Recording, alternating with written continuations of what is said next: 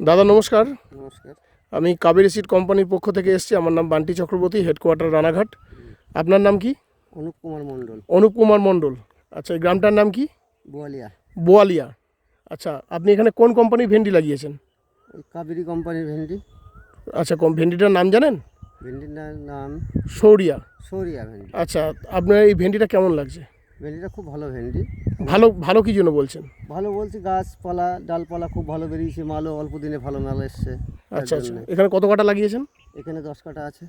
আচ্ছা, আর এই 10 কাঠাতে মোটামুটি আপনি এখনও মাল ভেঙেছেন একবারও? হ্যাঁ, মাল ভেঙেছি, নতুন গাছ তো। আচ্ছা 8-10 কেজি করে উঠছে। আচ্ছা বেশি উঠবে আচ্ছা দিন আচ্ছা। গেলে।